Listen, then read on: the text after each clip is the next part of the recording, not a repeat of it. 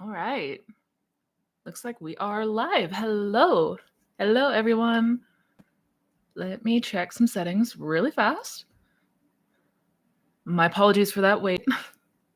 Appreciate y'all's patience. All right. Video looks good. Audio looks good.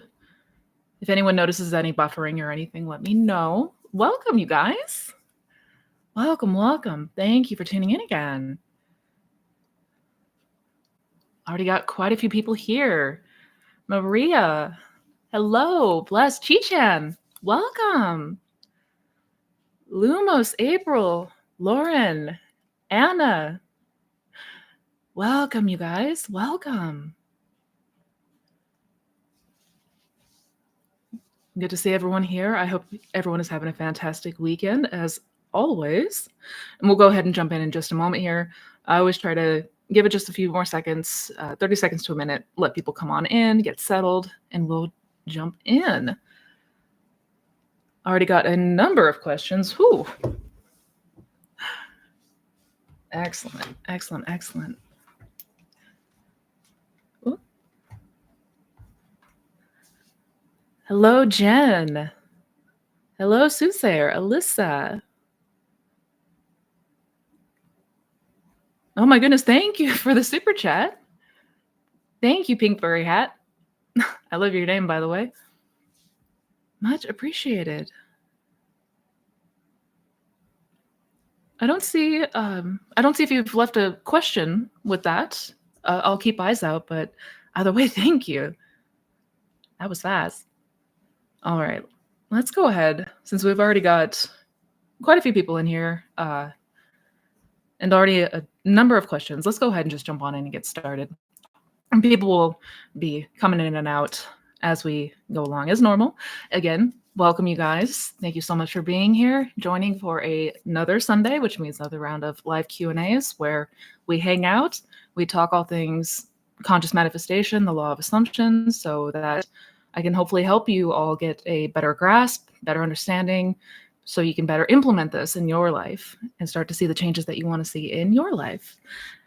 Just a couple quick things, really, one or two quick things before we get started. As always, I've got all of my resources down in the description box below. My 12-week program, my 12-week coaching program, Mindset Mastery Program, is open for registration. If you have signed up, if you have registered but have not received an email yet, definitely connect with me again. But everybody who registered should have already got an email. Also, that was due to start this upcoming Tuesday, but due to the week of the holidays and just to, give everyone a little bit of a breather, because I know there's going to be, traveling and family. It's going to be a pretty hectic week for a lot of you.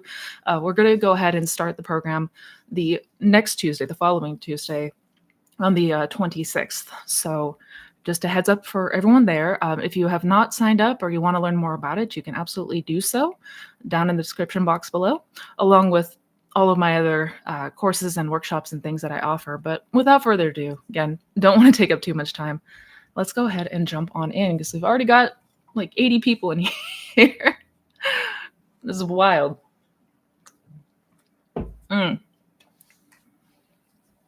Wonderful. I'm just gonna double check to see. Oh, I don't see a question, Pink Furry Hat. If you don't mind retyping your question, yeah, I don't know what happened there. I'm so sorry.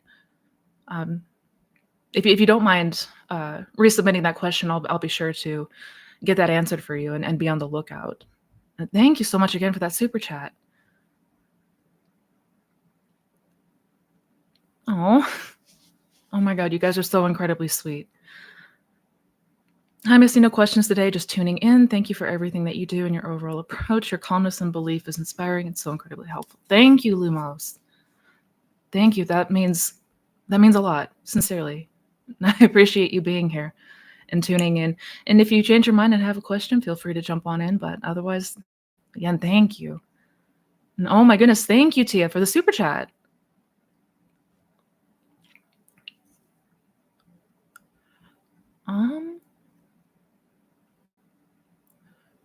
thank you so much for that super chat, but it looks like you're, answering or you're asking a question in steps. I know there's only so many characters that you can put, in the text box, and apologies for that. Uh, but I wanna make sure to answer it when you have all of the, question out and available, so again, I'm gonna keep eyes out for that, and make sure to answer you as soon as you get that written out. I know we're in slow mode. Uh, Again, my apologies for any inconvenience. If it was not in slow mode, I would get buried. I would get lost in the weeds so fast. But I'm gonna keep sharp eyes uh, for your thread. And thank you for the super chat. Thank you, else. I'm gonna call you LS.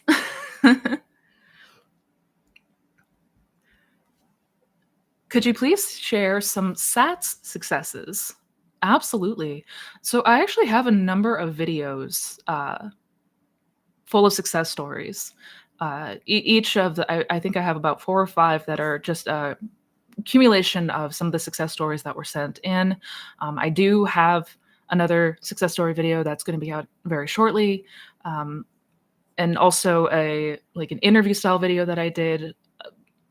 The vast majority of those successes were implementing SATs, imagining in the state akin to sleep. And just to be clear, the state akin to sleep is it's not a technique so much in and of itself. It's just the groggy state. It's the drowsy state in between consciousness and full on sleep, right?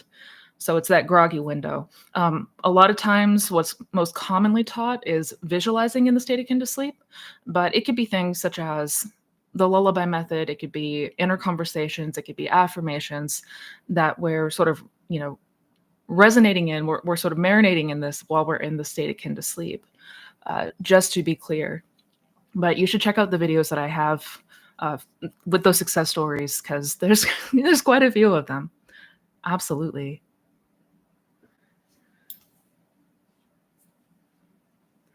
I mean, if you wanted maybe one specific example, my own example, the most recent thing that I did with SATs, I don't use like visualizing in the state akin to sleep very much anymore because I only use it for specific things that I want. But most recently, I used it to get my motorcycle, and it was free, and it is a really nice one, and I am happy.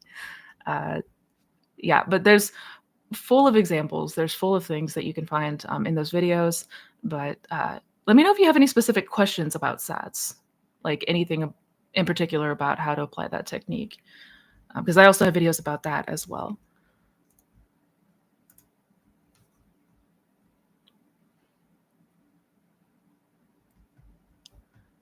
All right, let me go back up.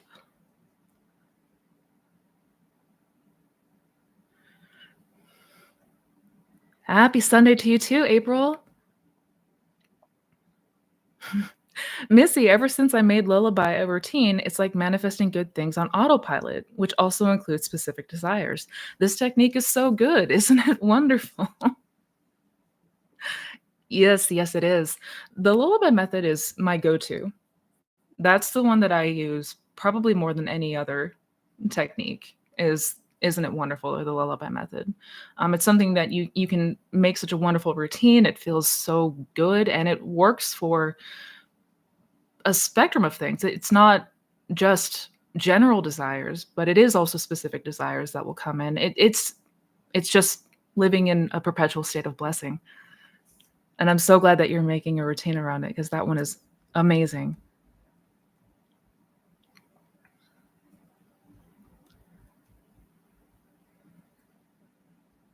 Let's see.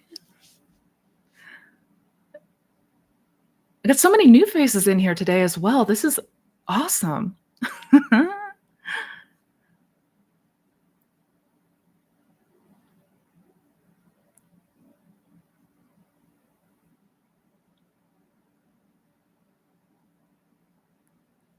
Hello, hello.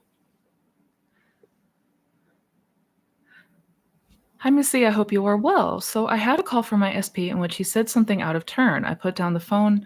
How do I deal with this now? I'm feeling hurt and angry. Do I revise the call? Absolutely, I would. Absolutely, I would. Yeah. One of the best habits that we can get into is revising things that happen throughout the day to day, revising those and imagining instead that they went the way you wanted it to go. So hear the conversation and hearing him say what you would want to hear him say, what you would have rather heard him say, 100% I would do that. 100%. It is an incredibly helpful. A lot of times, revision is talked about in the context of the long-term past, which is also great. Don't get me wrong, but one of the most fantastic habits that we can get into is learning to revise as we go about the day to day. Yeah, so 1000% I would revise the call. Absolutely. Don't ever take with you into sleep what you do not want to experience and what you no longer desire to experience. Yeah.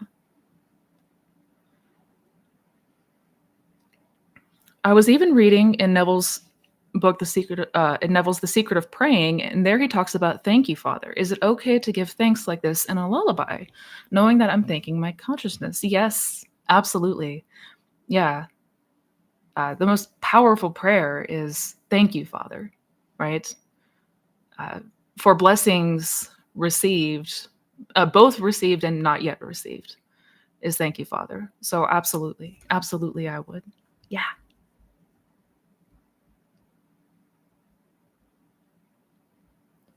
All right, trying to go back down.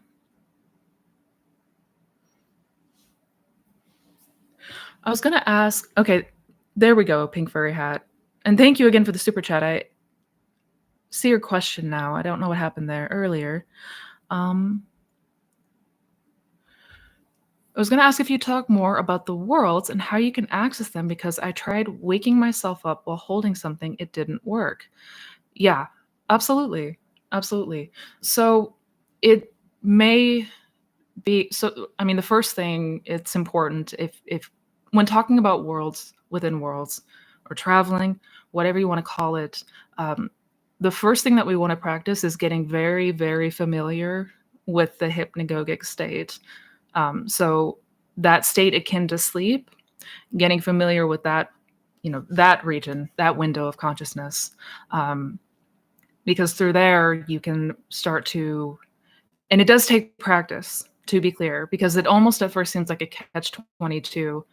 Like as soon as you become like aware of your surroundings, like as the 3D begins to sort of dissolve and you're in this hypnagogic state, like as soon as you bring your attention or awareness to something, you can fall out of it. You can snap yourself out of it.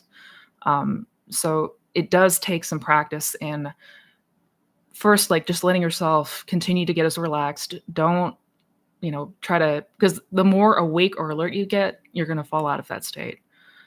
Um, yeah. And as far as like, are you talking about a lucid dream that you had? And that's, and correct me if I'm wrong, but I'm assuming that in a lucid dream you tried to grab something and wake yourself up, so to speak, and it didn't work. Did you wake yourself up in this 3D timeline? If you can elaborate that a little bit. But essentially it does take some practice. It does take some getting used to it. I accidentally the first time I moved within worlds was completely on accident. And then when I tried to replicate that for several tries afterwards, I wasn't able to get there either. Um, so yeah. Yeah, don't be discouraged if the first time it feels like you're unable to get there, you're unable to like you fall out of it or wake yourself back up here in this normal 3D world, so to speak.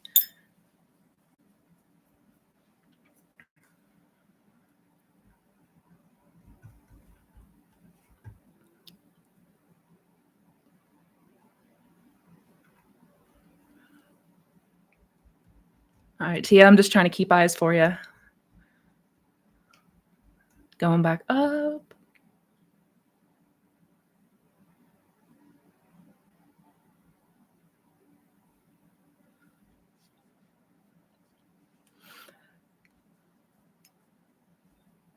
Do you have to believe in your revised memory fully before you see results?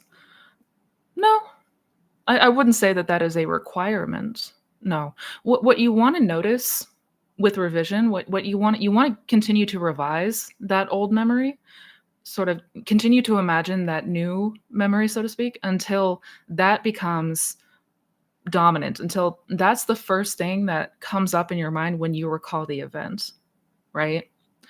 Um, you want it to come up naturally as the first thing. So the old memory becomes more and more on the back burner. It should start to become blurry. Parts of it you're not going to remember at all. So you do want to continue to revise until that is the new memory is at the forefront. Uh, but do you have to believe it 100%? No, I wouldn't say that's entirely necessary. Mm-mm.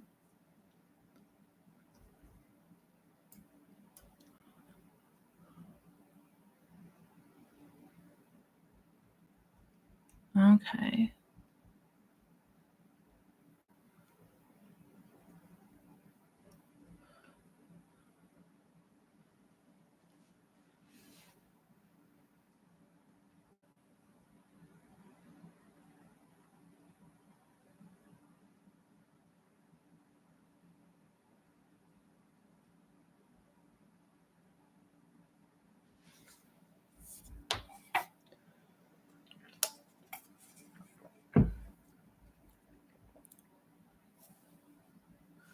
Sorry, I'm looking through.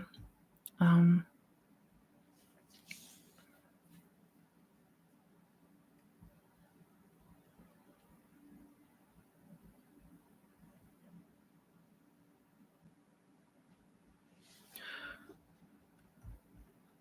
oh, Tia, I'm so sorry. I'm trying to read through your thread. I know it was a bit sparsed out.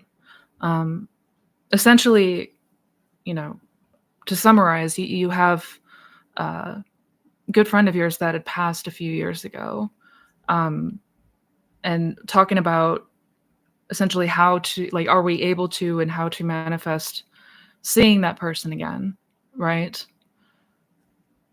Um, and correct me if I'm wrong. I'm just trying to. You visualize two things: one, that you see him active on social media or interacting with you, and that you are in person together and apologizing for how you treated him. It's the only thing I want. I don't know if I'll ever be able to forgive myself. I'm so sorry. I am so sorry. When it comes to the concept of death, I know that one.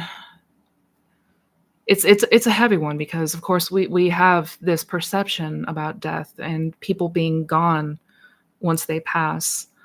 At least as far as the 3D world is concerned, that's it. Like we're never gonna see them or interact with them again, on this 3D plane.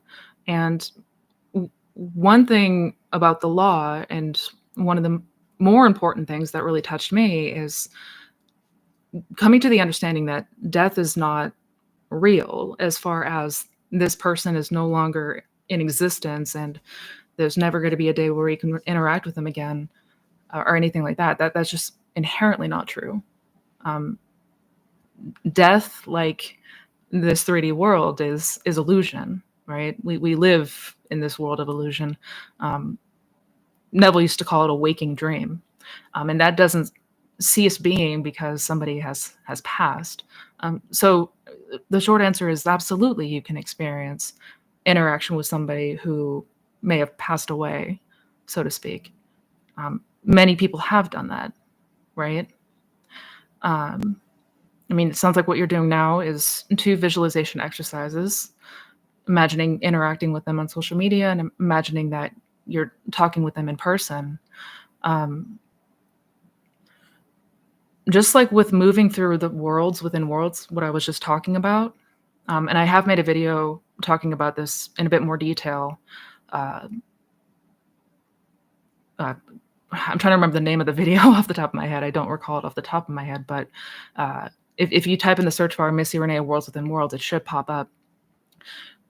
Essentially, the first thing, if we desire to interact with somebody again and who has passed, get very familiar and get very good with the hypnagogic state. The hypnagogic state, and the reason that Neville talked so much about the state akin to sleep, is because that is an incredibly powerful window. That is the window to consciousness and subconsciousness, all there is, right? Um, and if you want to be able to move in between different states of consciousness, like radically different states of consciousness than what we are moving through in the day to day, practice getting very, very familiar with that hypnagogic state. I know that there's a couple subreddits on lucid dreaming. There's some resources out there about lucid dreaming and the hypnagogic state, and some exercises that you can do to sort of build this up. Because just like with anything that has to do with imagination, it is like building a muscle, right? But there's many, many accounts of people's interaction with others that had passed, because death is not real. It doesn't exist. If all states of consciousness are in existence right now, if creation is finished, then there's infinite states where your friend is still very much alive and in the flesh. So, I recommend looking into some of the things that have to do with the hypnagogic state, with lucid dreaming, and start to put some of those things into practice and build that up more and more. But yeah.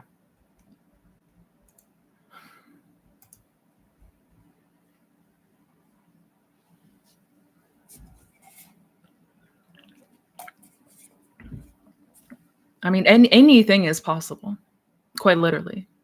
And I will die on that hill.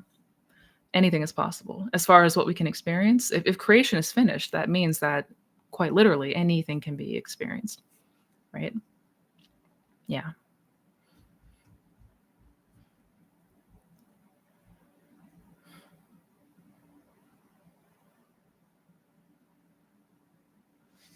Thank you for the super chat, Jian. Thank you. Hey, Missy, sometimes I struggle seeing my SP's face / hear their voice clearly when doing visuals.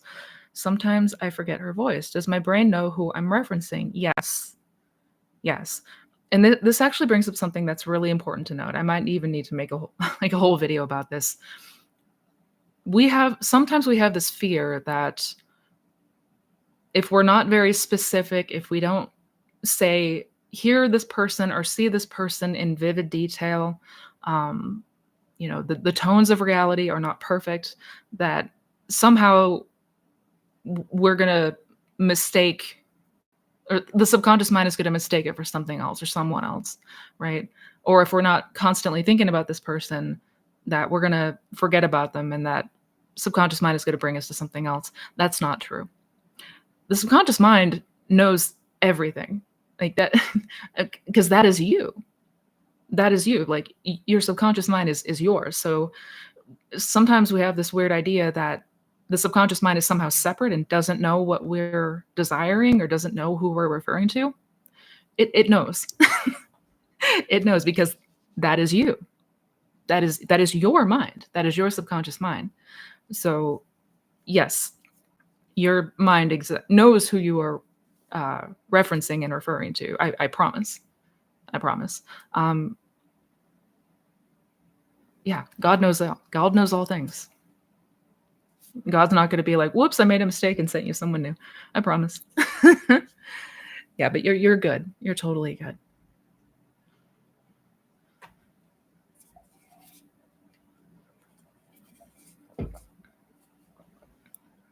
Thank you for the super chat. Oh my God, you guys.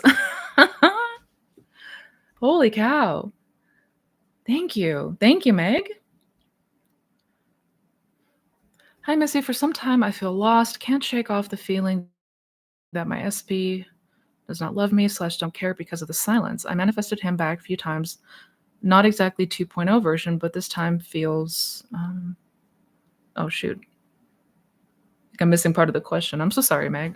But I as far as the first part is concerned, one of the biggest challenges that we have with all of this is that we're used to, the way that we're used to observing and just how we're conditioned is something happens in 3D and then we react to it. So something happens in the 3D, that's the cause, and the effect is that We feel hurt, we feel saddened, we feel upset, and it's completely understandable. I mean, again, this is how we're all conditioned. It's like the circumstances are the cause, and the effect is how we feel and how it has us reacting to it. But that's completely backwards.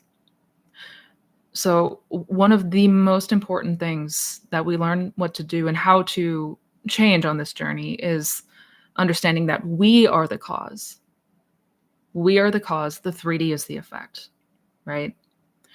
So, they're showing up in certain ways because of how we are feeling and perceiving and what we are assuming about them. So, if the if the effect, if the 3D is not at all what you desire, we first have to change what we are thinking and feeling and assuming internally in imagination, because we are the cause, right? And that's where a lot of this can be very difficult, because it's completely backwards, right? It's completely backwards to everything that we've been taught and everything that we've been conditioned to do and think and believe.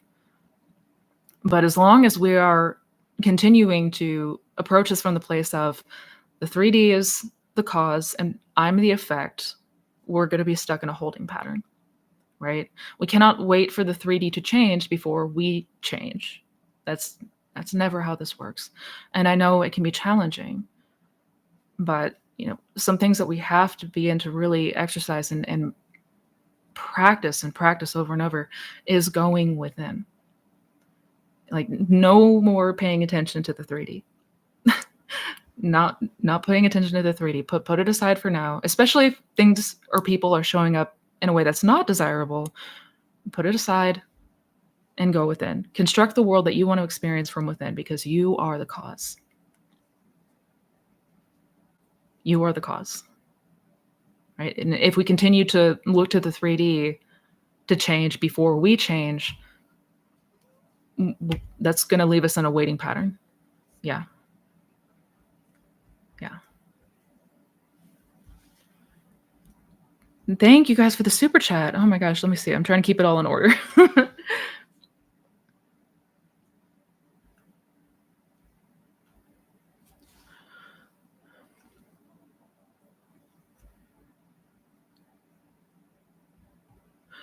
Thank you, Kitty. I still live with SP. How can I stop checking 3D and reacting to triggers? Been together 8 years, says he still loves me but doesn't want to be with me anymore. We had a talk the other night at home and he's still saying he doesn't think our relationship can be better. He's been sleeping on the couch for 2 months. Oh, I'm so sorry. And I know it can be even more challenging when we are encountering them in 3D, especially if we're living with them in 3D, right? It is actually a lot easier.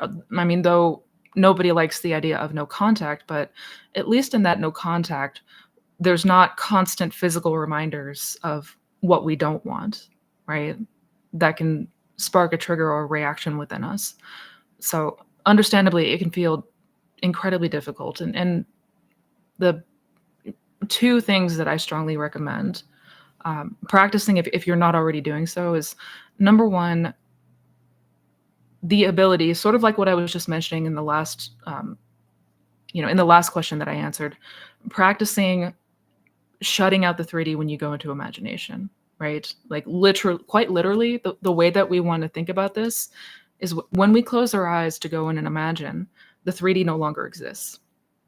It's a whole new, it's a blank slate. So all the conditions and all the circumstances we have to leave on the outside. Because it is going to be a practice of just that, of that perpetuation of what we are imagining and what we are feeling into on the inside, right? If you are able to, I know it's hard when you are living with this person, but as much as you are able to keep the focus and attention on anything else, practice direction of the mind, practice where we're putting the focus and attention in the day-to-day, keeping yourself more busy, if that helps. Sometimes it helps if we just have more things that we can do. So we're not sitting alone and ruminating, so to speak. But lastly, and most importantly, I would get familiar with revision. I kid you not. revision is going to be a game changer for you. Because anytime that something shows up in 3D that is not ideal and somebody says something that we don't want to hear, we have to change that, right? Because if we react, if we respond to a trigger, which is normal, that happens. But if we react and respond a certain way that's not ideal, unless we revise it, unless we uproot that, every impression becomes an expression. That's how this works, right? So I would practice strengthening that ability to shut out the 3D when going within. Perhaps keeping yourself as busy and occupied in the day-to-day, practice where you're putting your focus and attention, and get more familiar with the art of revision. I've made some videos talking about it. You should definitely check them out if you haven't seen them yet.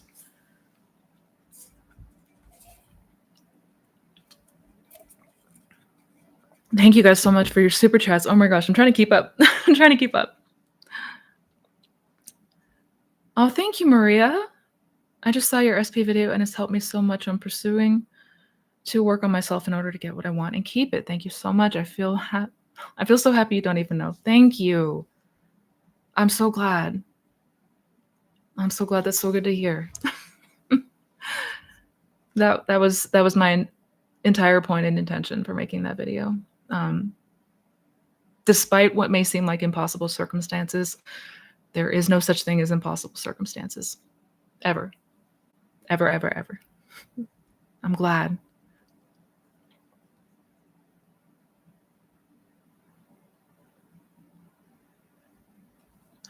Thank you for the super chat. Kelly, hello.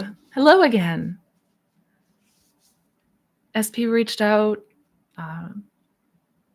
SP reached out for a virtual coffee date that I manifested. Yay!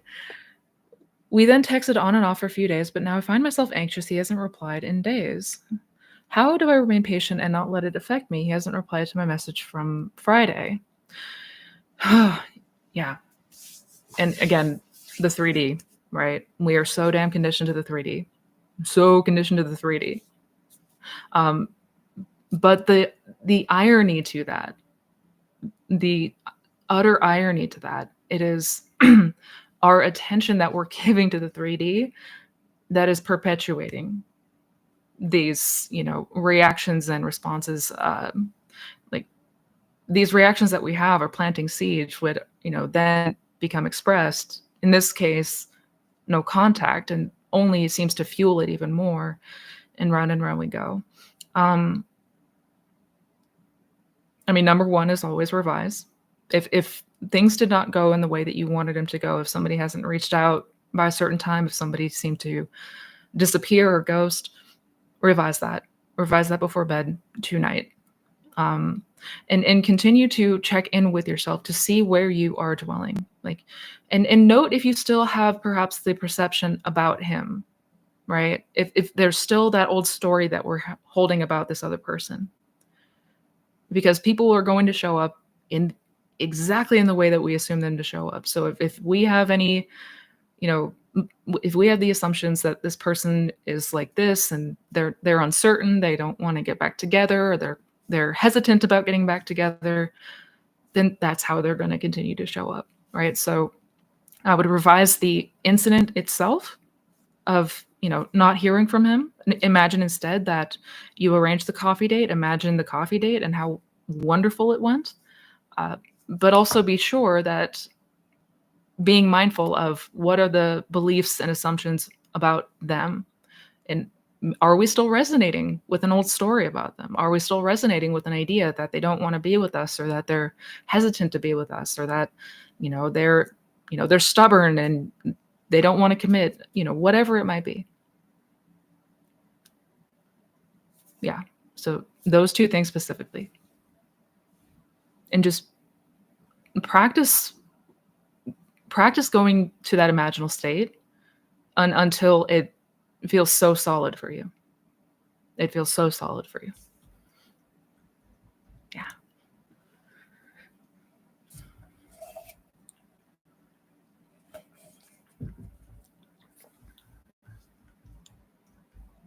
Okay. Going back up to see where we left off.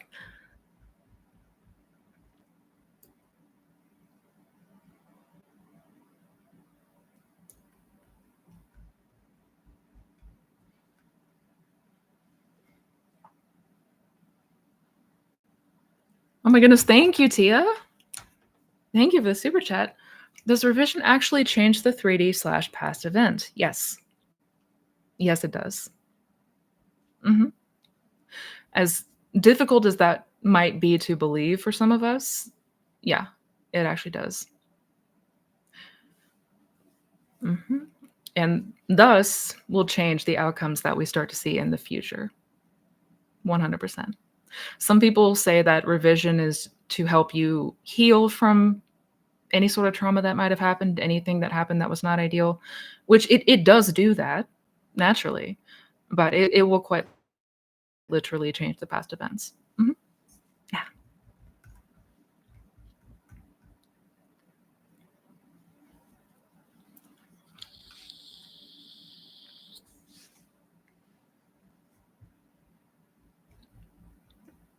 All right, let me see.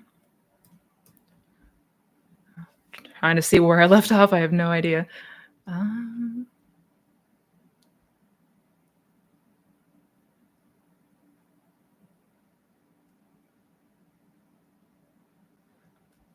Hi, Missy. I've been manifesting my SP for a while and have sometimes dreamt of him. These dreams have been negative until now. I have dreamed about him a lot recently, and we're together. Is this a positive sign? I would say so. Yeah. Yeah, absolutely. So your dreams, which were negative, are now showing up in a more positive light? Yeah, I would take that as a good indication. Mhm. Yeah. Dreams can be good feedback into what we are holding subconsciously, like what we may still be holding a belief or assumption to. So if you're noticing a change in that, absolutely, I'd take that as good. Um, and also whatever whatever you're feeling in the dream, whatever meaning behind it, whatever the meaning behind it is to you. Yeah, if we notice that go from negative to positive, that's that's always a good thing.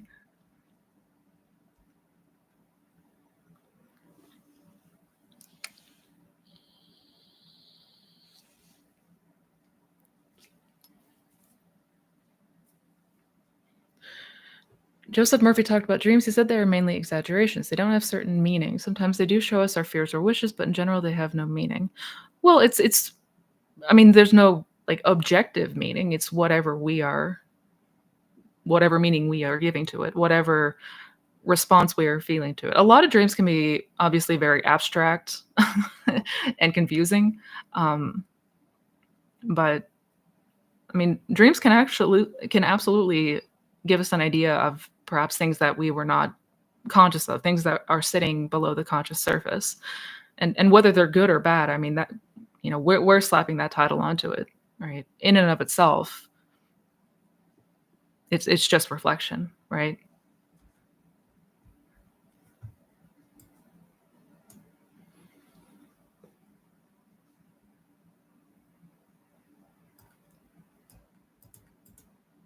Ooh.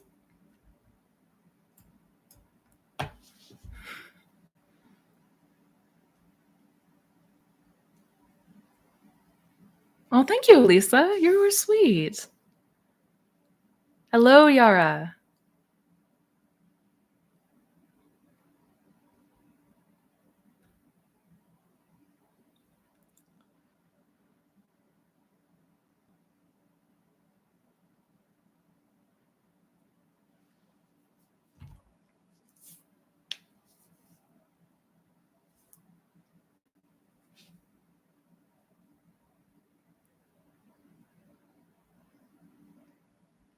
Um, Sorry, guys, trying to see where it was.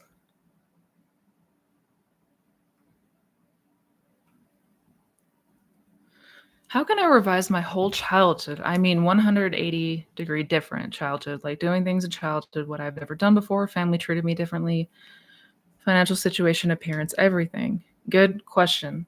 Good question. So Instead of, I mean, if what you are desiring is a radical change, like things to go completely different perhaps than it went, instead of revising every single instance and every single event in childhood, you can start creating a new one, basically. We can revise by creating new memories.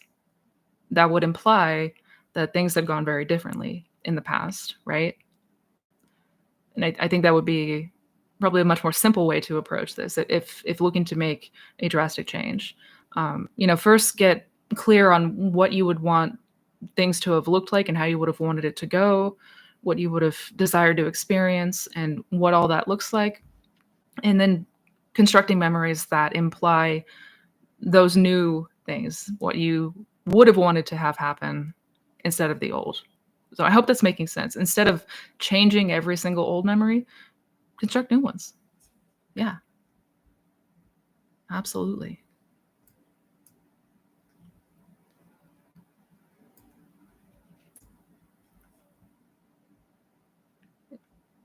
Good morning, Sina. Hello.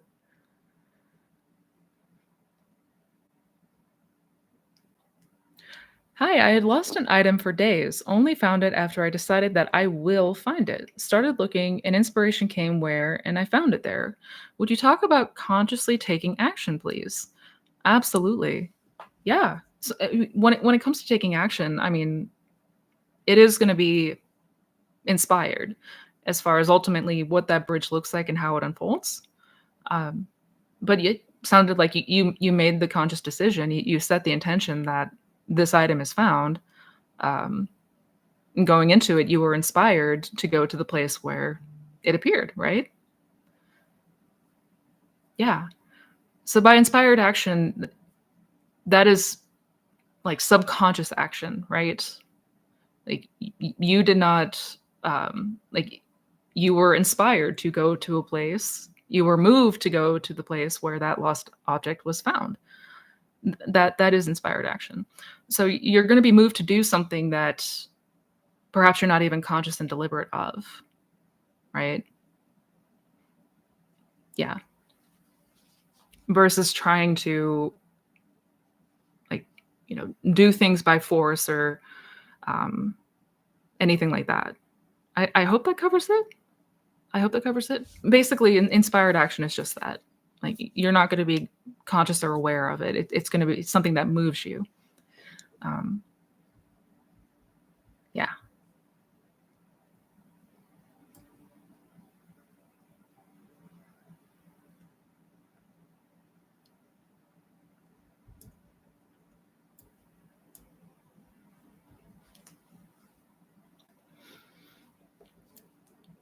Does manifestation really work? I'm wavering hard today. Oh, I'm so sorry to hear that. Yes, it does. Yes, it does. But don't take my word for it. Don't ever take my word or anyone's word for it when it comes to manifestation. Test it. Like, we want to prove it to ourselves, prove it or disprove it, one way or the other. But we certainly don't want to be stuck in limbo, right?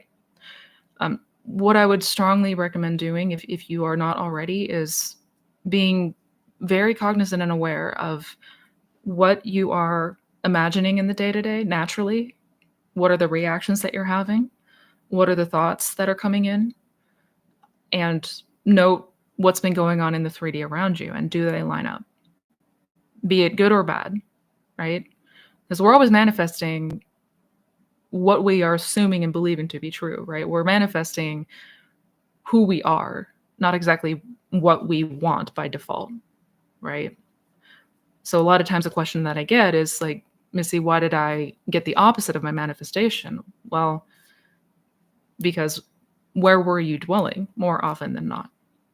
What were you feeling into? What was brought into your awareness? And does it line up with what's happening around you in 3D? And the answer is always yes. The answer is always yes. Yeah. But again, don't take my word for this. Prove it to yourself. Prove it to yourself, or disprove it. Yeah.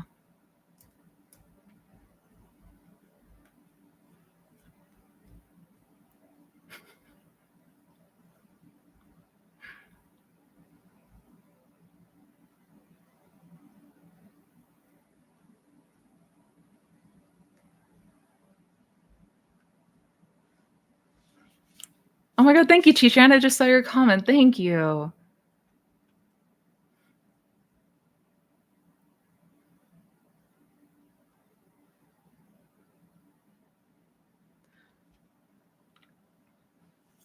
Hello, Missy. Could you outline a successful manifestation process? I feel we hear a lot about what not to do instead of what actually works. Thank you.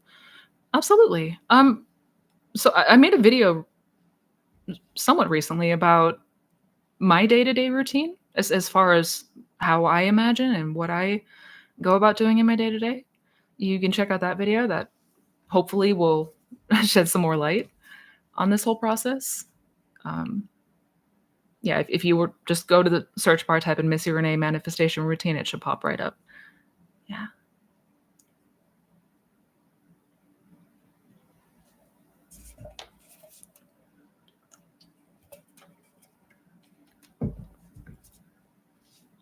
I want to know how to manifest two things at a time.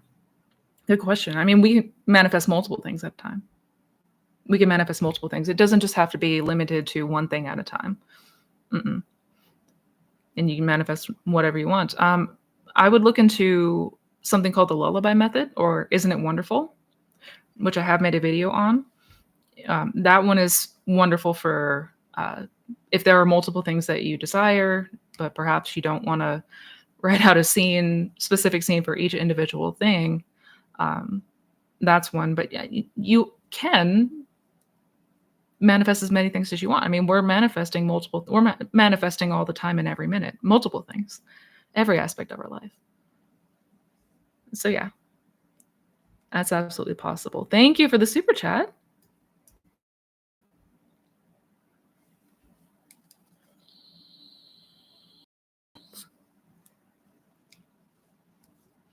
Hi, Missy. How do you stay in the new state throughout the day? I find myself more focused on 3D SP and no contact rather than my imaginal scenes. Also, when do you think you'll open one-on-one coaching again?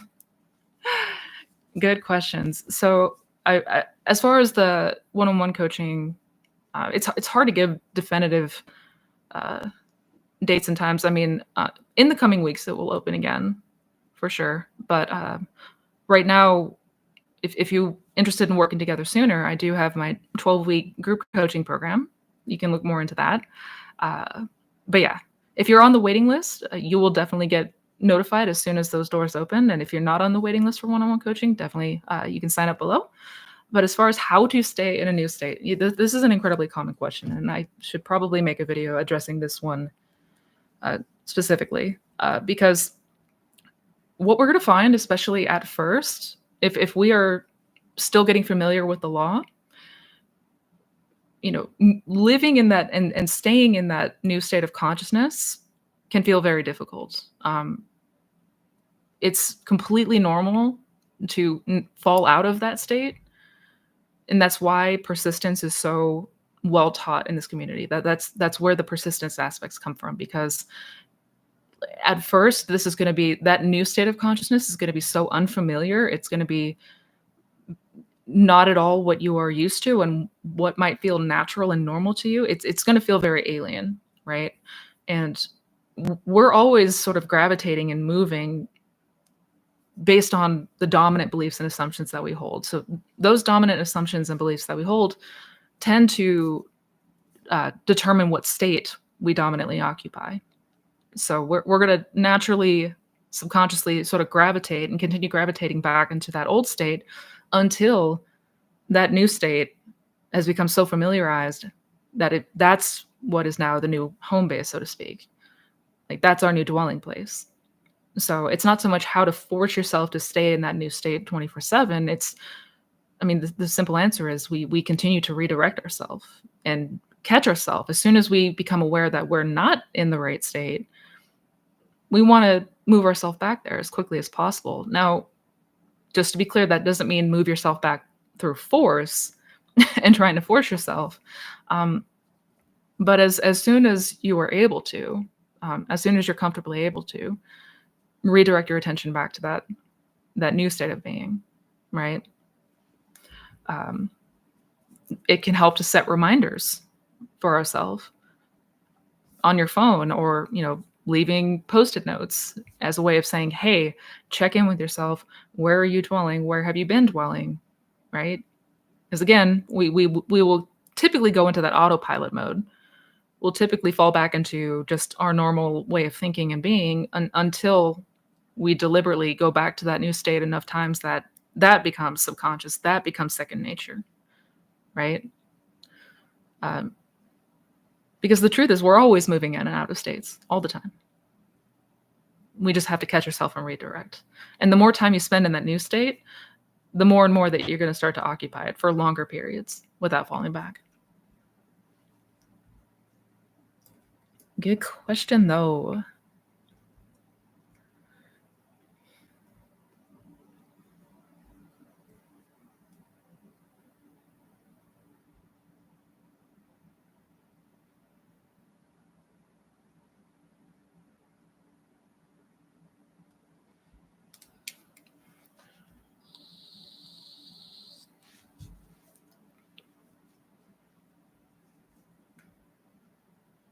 Hi, Missy. If something, oh, this is a good question, Jenny. I like this one. Hi, Missy. If something I want doesn't happen in the 3D, how do I identify the difference between it wasn't meant to be, something bigger was meant for me, versus I am the creator of my life and persist? Good question. Good question. Because I know that that's probably a huge one for a lot of people. It certainly was for me. I wavered on those two things a lot. Um, and the way to identify the difference is building your, there's an outside force, there's an outside power that's determining the outcomes and circumstances in my life, and therefore this thing that I wanted wasn't meant for me. I'm meant to do something else. And the latter one says I'm the creator. Like, I created this, and thus if I can create this, I can uncreate it. I can create something new. So the difference between those two ways of thinking is faith. In short, it's faith. Because if you have no question that you are in fact the operant power, I mean, that's all there is to it, right? And either we are the operant power or we are not. There's not a gray area in there, right? I know a lot of things are, more gray and nuanced than black and white, but this one is very black and white. Either we are the operant power or we are not. So the way to determine and identify the difference is build your faith in the law. Yeah. Hey, Sunday on a Sunday afternoon. I hope you're doing well, and same with everyone here in the chat. Thank you, Mohammed. I appreciate you. Appreciate you being here.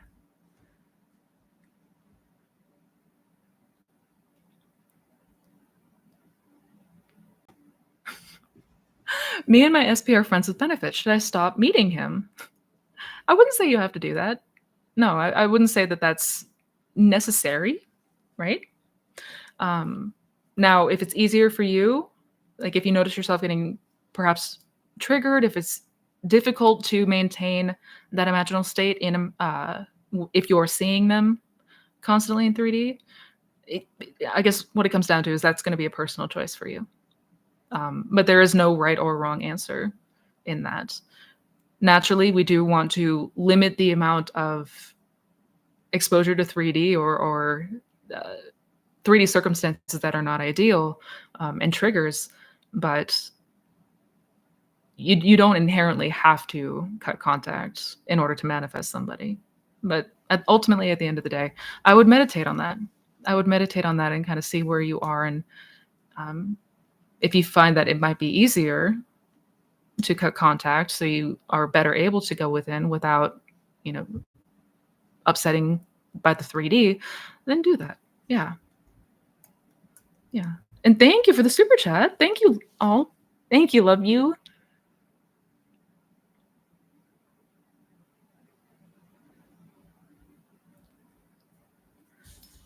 Thank you, thank you, thank you. Um,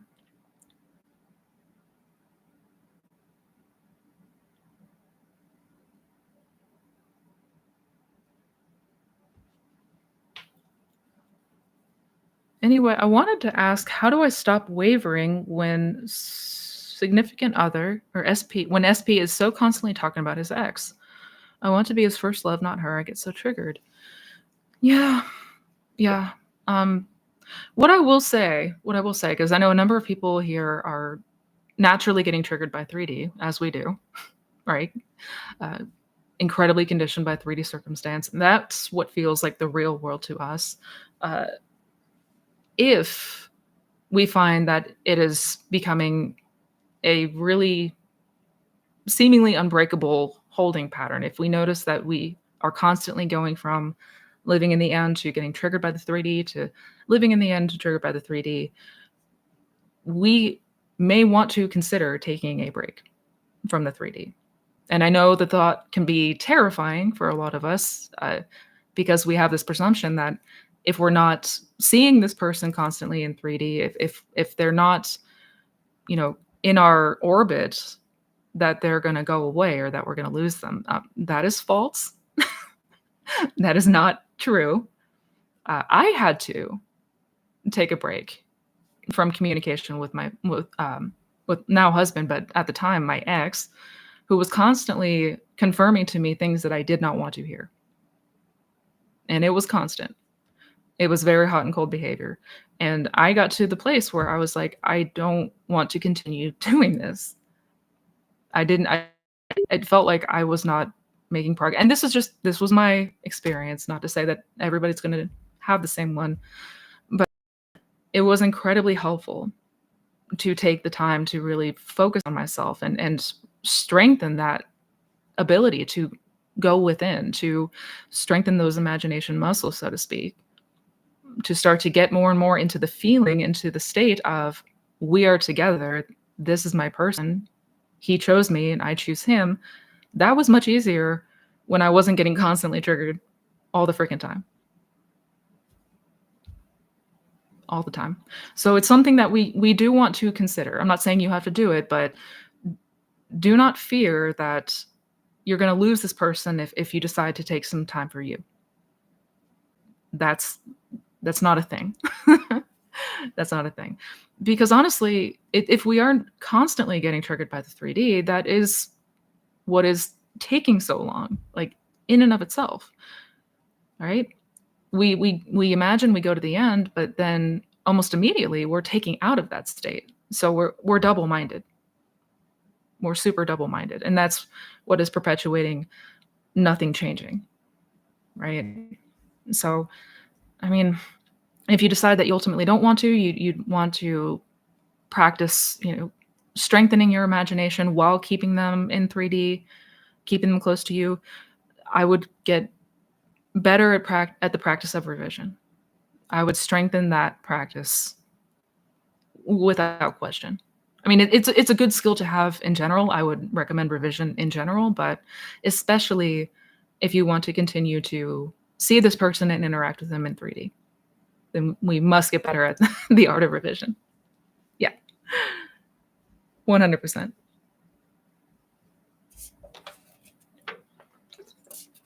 Thank you for the super chat. My God, you guys. Holy hell, I appreciate you, all of you. How to get a job you are barely qualified for? Good question. Um, you get a job that you're barely qualified for by in your imagination, right? We know that in imagination we can have any experience. We can do anything, we can have anything, we can be with anyone. There are no limits to what you are able to experience in your imagination. So in your mind, in imagination, see yourself as already working that job. See yourself as already getting the job. You're already in your office. You're already, amongst your coworkers and peers, uh, with whatever that title might be. Like, see yourself in your mind's eye as already being, already having, and just continue to go back there and accept that that is true. Like the acceptance of the imaginal acts is a must, right? Like, uh, give credence to them. Really accept that once I have imagined this thing, once I've had this imaginal experience, this inner experience, that is just as real as an outer experience.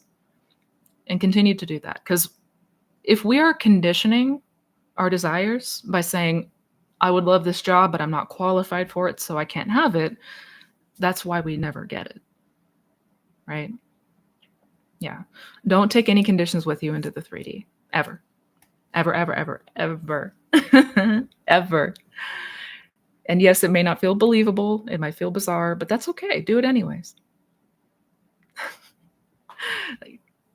Neville felt like he was going crazy when Abdullah told him to go to Barbados and be in Barbados in his mind. He thought it was bizarre, but he did it anyways. And sure enough, he went to Barbados first class. So yeah.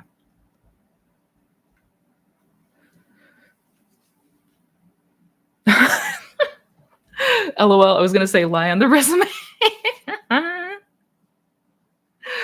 No, touche. That's amazing.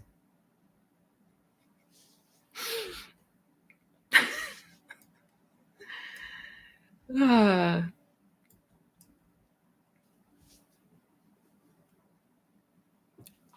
my God, thank you. Thank you again. Thank you, TWS. Boiler room, not office. Whoops, my bad. Definitely not an office. Building maintenance technician / building operator. Oh, that's so cool. That's so cool. Yeah. Congrats on your new job. Sincerely. Sincerely. See, it is already done. See, it is already done.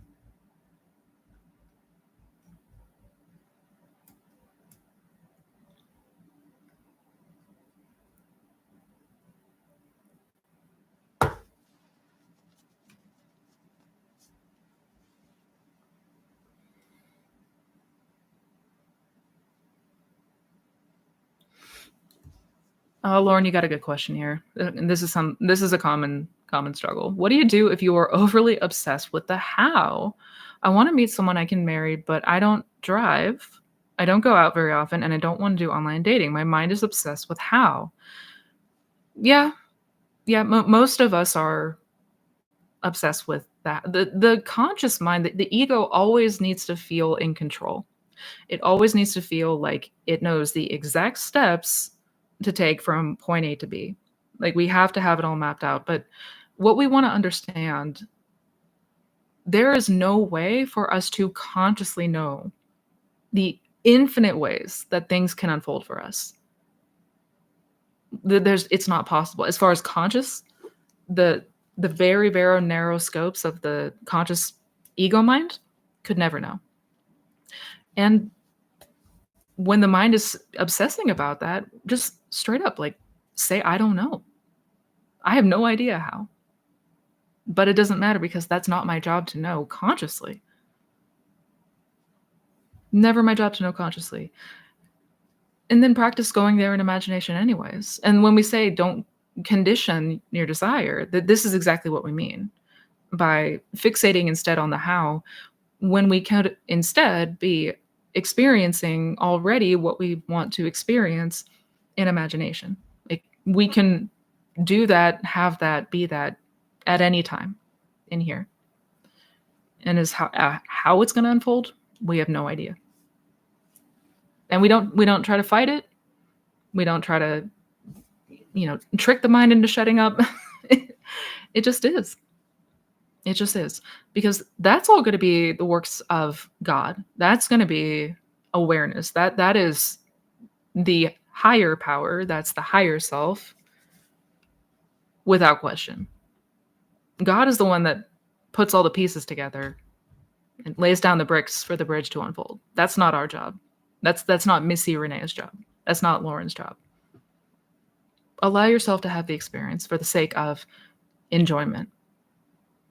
Because you can bump into somebody while you're out walking your dog. You can bump into people literally anywhere.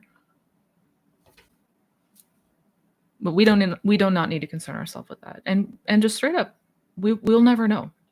And learn to be at peace with that. Yeah. It does get easier. It does get easier, I promise.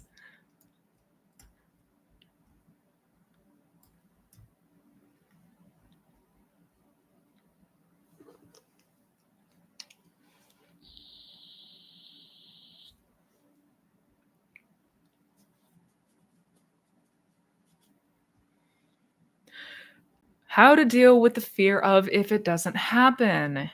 This is a good one, and I'm literally coming out with a video hopefully today.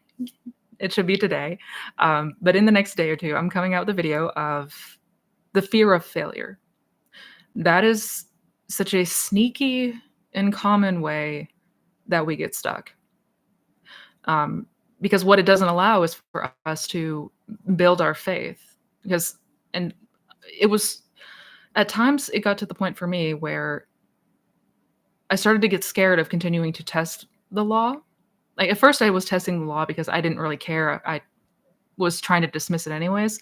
But as I started to see more and more that things were in fact unfolding, I started to get scared of like, well, what about for the bigger things? What if this only works for small and significant things?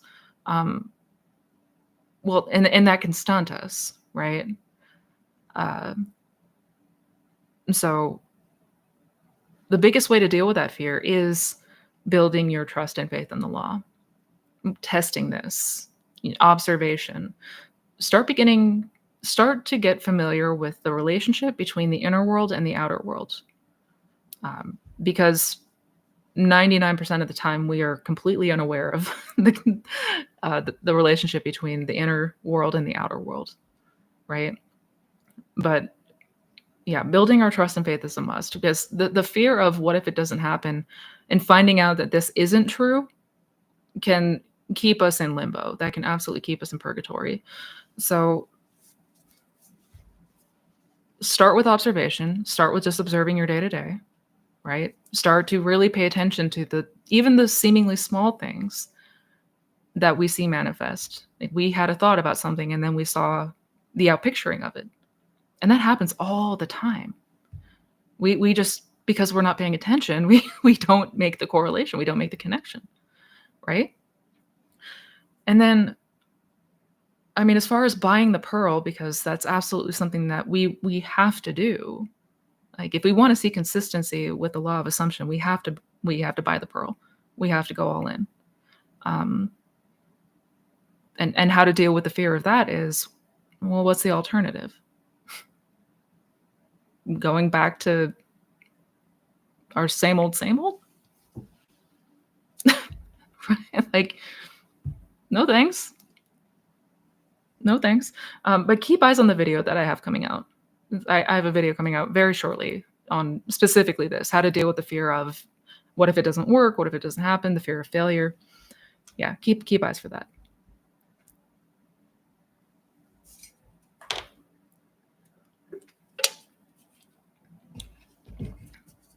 Oh my God. Yay, I caught you live. I learned so much from these lives. I replay them through the week to get me on track. I tested the law. I manifested free meals all of November. Someone else always paid for me. That's awesome, Carrie. That's awesome. And welcome. Glad to have you here.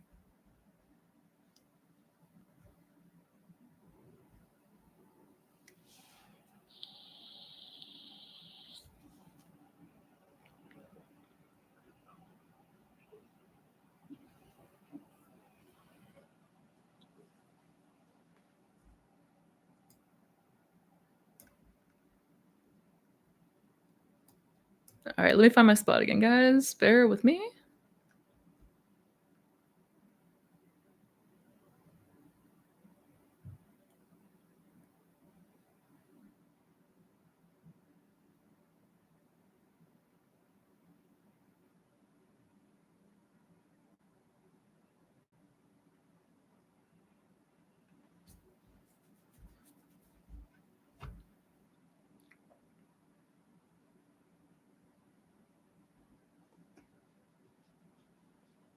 Hi, Missy. What do I do if I did SATs but don't really know if it actually impressed my subconscious?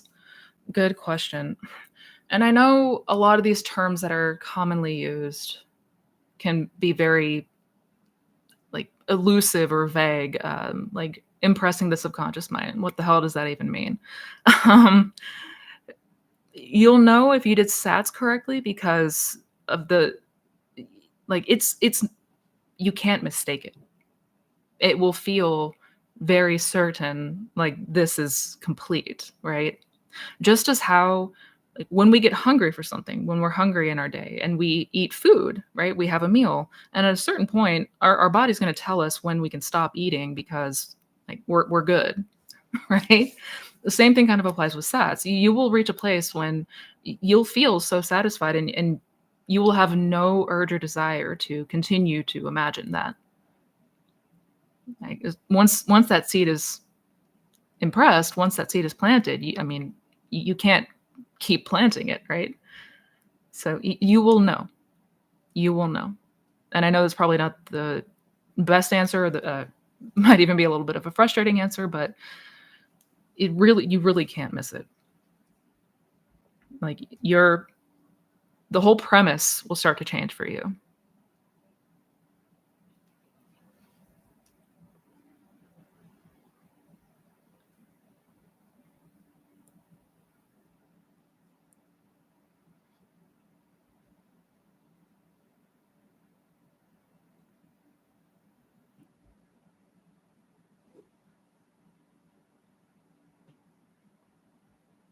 Hi, Missy. I'd just like to thank you for your videos on the law of assumption. I've been using it to get rid of creative mental blocks and to get over imposter syndrome as well. Very helpful.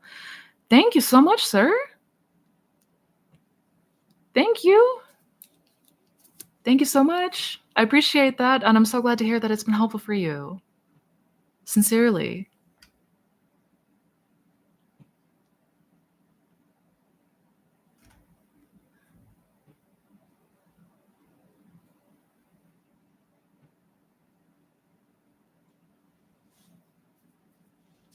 This question is regarding changing people. If a person's natal chart tells them that they're like this, how to change them because they're like this because of their birth timing and so on. Um, well, so I used to be really, really big into astrology, like really big. I used to love doing the birth charts and what time people were born and all that, their rising sign, all that fun stuff. And it's fascinating, but that it's when it comes to the law of assumption, I mean, the first thing of understanding is that there is no power outside of you, not in the stars, not in some other outside force. It's not the universe. We are the operant power. Self is the operant power in your reality, right? Um, so number one, we have to really begin to get behind that idea that it's not the stars that are fixing anything and saying that this is true. It's what we are assuming that fixes things and makes them true. I would recommend, if you haven't yet, check out Neville's lecture, The Pearl of Great Price. I also made a video about it. I kind of break it down and what he was saying and what he's referring to. I would check out that video. Um, but we have to do away with this idea that like, there's outside powers that are going to make things a certain way and we can't change them. The second thing that I want to note that's going to be important to note is that we're not trying to change people. The aim is not trying to change people. I mean, yes, we desire to see a change in somebody else, but that change comes from the change within ourself. Like we are not changing anyone here but ourself. And specifically, we're changing the assumptions and beliefs that we have about this other person. Whatever the narrative is, whatever my story is about somebody else, they are going to reflect that in my reality until I change that narrative, until I change those beliefs. In doing that, I'm going to start to see them show up differently, right? So it's not about getting the outside to change or trying to force a change to the outside, because the only thing that we're changing here is ourself. Yeah.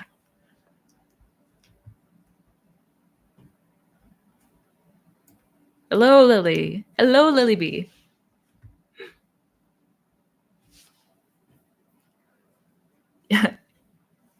Universe, Y-O universe. I love that. True.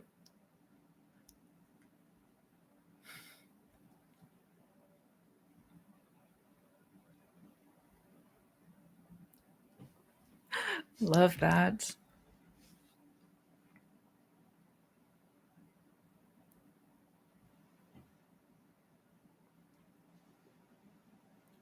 So when do we till when do we do the imaginal acts, and when we stop, do we stop it definitely? Um, Good question. So when it comes to the imaginal acts, we'll s- we'll know when to stop. We'll know when to stop. Like when you reach that feeling of satisfaction, when you reach that feeling that Neville calls the Sabbath, that feeling and knowing that this is done and that we can drop it, then we can drop it. And you will not be able to miss it.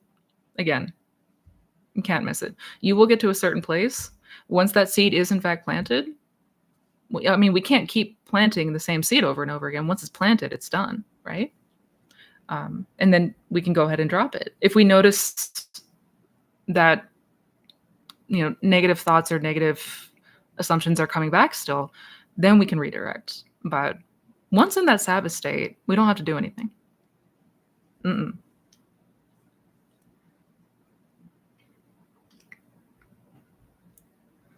Just a little success story. I manifested that I will pass all my classes when 2 days before the end term I was failing 3 out of 5. Just got the news that I passed all 5 right now. Holy cow, Tina, that's amazing. So you imagine passing all of your classes, and when 2 days before you were failing 3 out of 5, you just got the news that you passed all 5. That's incredible. That's incredible. I wouldn't say that that's a little success story. That's amazing. I love that. Thank you for sharing, and congrats.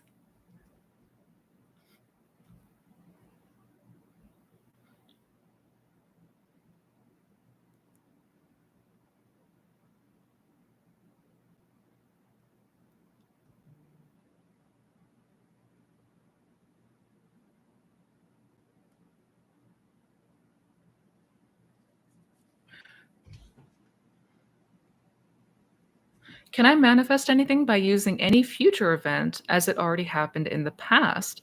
Like use any future global event and put it in the past? Absolutely. Yeah, absolutely you can. Absolutely. That's sort of the idea. Like when we are imagining, we want to imagine and get to the place where it starts to feel like what we are imagining for the future feels like a memory, something that already happened. So yeah, yeah, that's a powerful way to approach it.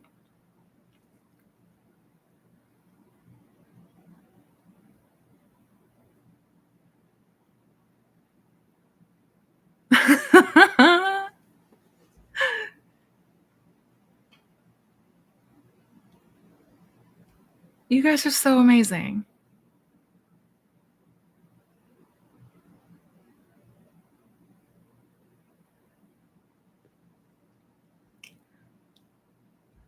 Sorry, guys, I'm trying to find my spot. I try to go in order. Keywords try. Um, Likes to bounce around a lot, but that's okay. Um,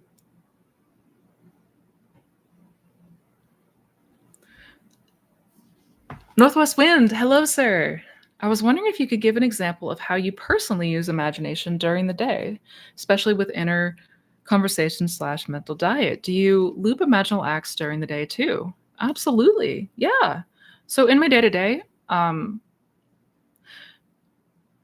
just make sure I understand the question. During the day, I usually am playing around with inner conversations. I do have like visuals that will come in that I'll play with. Um, Most of the time, it's like the lullaby method, or isn't it wonderful? I do have a meditation room that I'll go in a couple times a day and just lay back and get lost in imagination, because once you start to do this from the place of enjoyment, it's so good. It becomes so amazing. Like, we should get immense pleasure from this. It feels incredible to imagine something and feel it so real that this experience is it's happening. It's happening to us, right? So we should have fun with this. We should enjoy this. But yeah, in the day to day, I'm usually playing with inner conversations, usually lullaby method. But if there is a particular, if there's a specific thing that I desire to have happen, I will play that. I will see that. I will construct that in my mind 100%. Um, I don't know if you've seen the video about where I talk about my routine, so to speak, but I would check that out if you haven't seen it yet.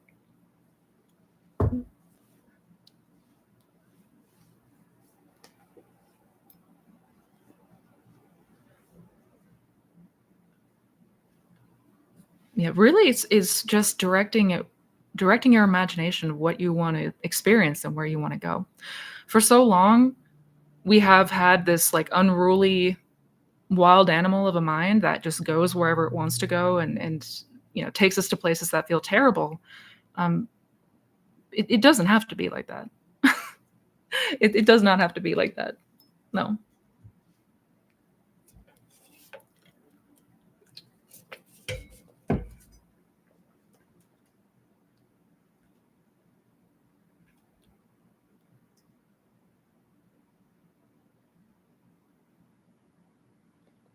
If you can't see, uh, also, hi, John. Hello.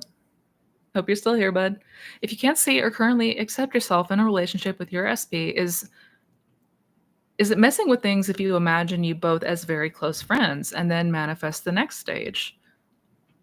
No, no, I wouldn't say like you're messing with things. No, you're referring to manifesting in steps, so to speak. So imagining like getting back together as friends, being close friends first, and then reconciliation, then partnership, so on, so on. I mean, yeah, yeah. If that comes with less resistance, if there's less pushback to the idea, certainly, certainly, yeah. The thing that we want to remember when it comes to manifesting in steps, so to speak, is do not let yourself get sucked back into the 3D. Essentially, make sure that you continue going to the next place in imagination, right? So when the 3D begins to unfold, go to the next stage in your mind, because it's easy for us to sort of get like revert back to the 3D circumstances. Um, but yeah, yeah, there's no right or wrong way to approach this. If we're able to go to the end, I recommend going to that end, like seeing and experiencing what you ultimately desire. But if this comes more naturally to you, absolutely, I would do it.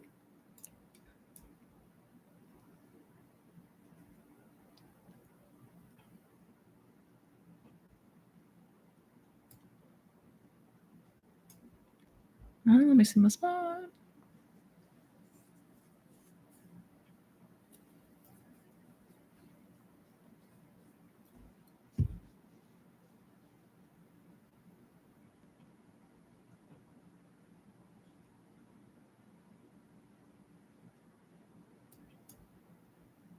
Sorry, guys. Again, trying to find my spot.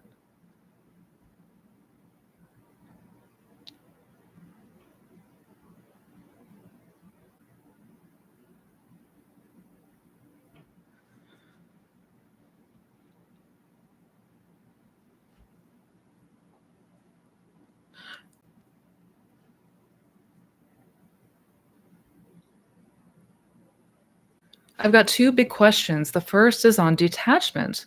I've noticed some incredible results with manifestation, relatively new to the law of assumption, but been working on self concept through Hicks, etc., for a while.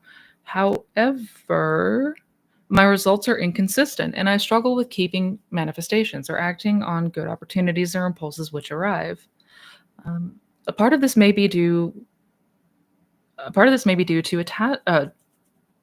can't read today. A part of this may be to do with detachment, but it doesn't always resonate hugely as I'm naturally quite a passionate, excitable person, especially when I feel good. Looking forward feels good. Good question. So detachment and inconsistent results. Like, what role does that play?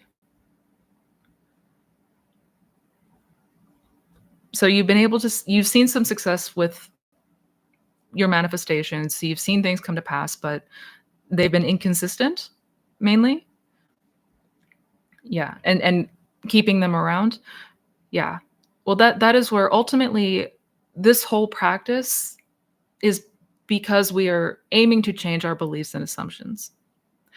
This isn't really about changing the 3D, although yes, that's what we want naturally, but it's to change the beliefs and assumptions that we hold about whatever it is that we desire, right?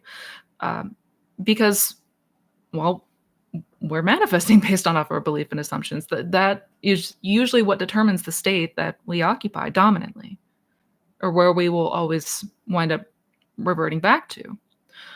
It is possible to leave an impression, to imagine something, feel into it, leave that subconscious impression, and see it come to pass.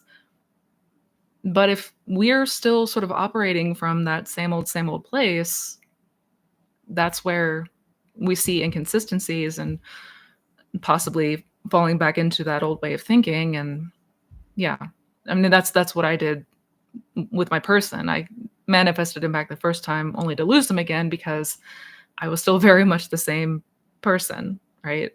I still very much had a lot of those horrible beliefs and assumptions around relationships.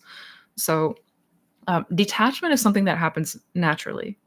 And by detachment, that doesn't mean you need to be indifferent, right? It doesn't mean that you can't be excited and passionate about something. It's detachment from the old way of being, detachment from that old of being, right? So those old beliefs and assumptions that were limiting and not ideal and no longer serving you, that's what we are detaching from. So we continue to persist, aka go to the end, go back to the end, continue to relish in imagination, experience what we desire until that is what becomes the natural state for us. That's what becomes second nature for us, is dwelling there, right? And that's why I say even after you get your manifestation, um, the journey doesn't end there, because we're always imagining, we're always manifesting 24/7 forever. So once you get your manifestation, if we just kind of stop and forget everything that we've learned, that's a fantastic way to revert back to an old way of being, an old state of consciousness. So, but this isn't anything that we can do by force. Detachment doesn't come by force through conscious effort. That will happen naturally as you continue to get familiar and conditioned with that new state of consciousness. So, yeah, I hope that makes sense.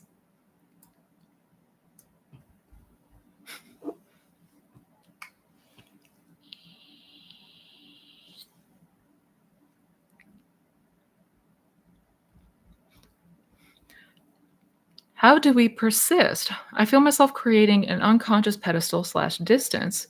Keep going back in imagination, but maybe need to stop looking at the 3D so much. Sometimes fun, but also my dreams tell me this. Oh, looks like your question got cut off, Lily. I'm sorry about that. Um, how to persist? Well, I mean, first, yes, we need to. And again, I know that part is challenging, but if we continue to look to the 3D, we're essentially looking at old manifestations.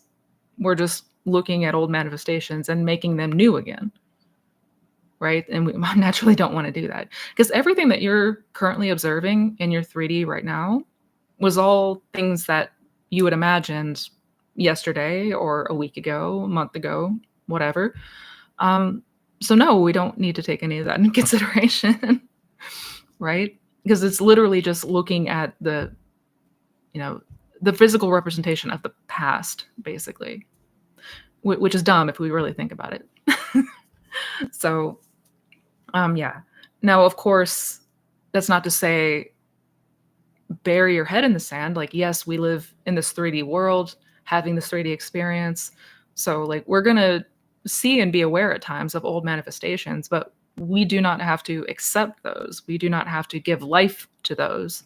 We do not have to give our full-throated attention to the things that we don't want in 3D. So, yeah, we persist by continuing to give the experience to the inner man, to the inner self, because that is what is always going to become physical expression. But yeah.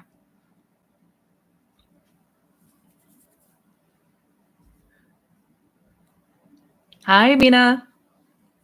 Hi. I hope Vegas is treating you well.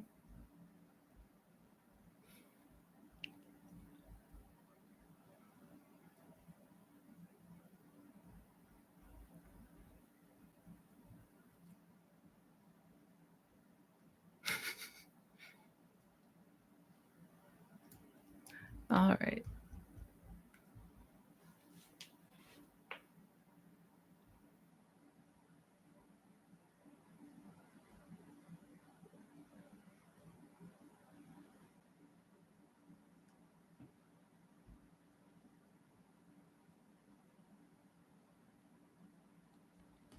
Hello, Missy. I will finish my contract in March 2024. I really need to manifest a promotion to my job. What can I do to do it fast? Good question. Well, you can have it instantly in imagination, right? You don't have to wait for that promotion. Experience it in here. Experience it in here, and continue to go back to that, and accept that that imaginal act is just as real as a 3D act. That's how we sort of, yeah, we got to start to deconstruct this whole linear time thing, because there truly is only this moment, right?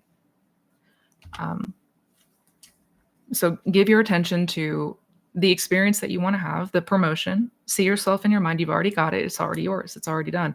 Accept that that is true. That's the part that can feel like a struggle for us.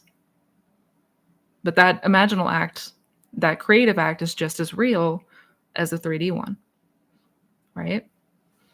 So the time that it takes for something to be expressed in 3D is directly proportionate to the naturalness of it, how natural it feels for us to have it, to be it. So continue to experience that in your mind. Consider to continuously go there and have it until it feels so certain for you, until it feels so complete for you that there's no question.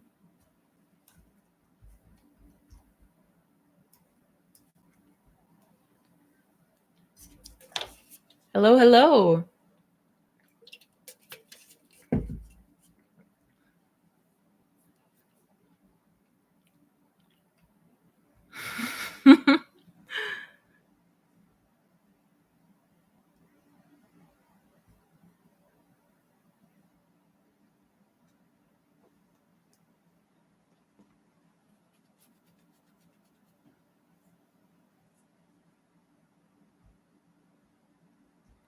Where is my spot?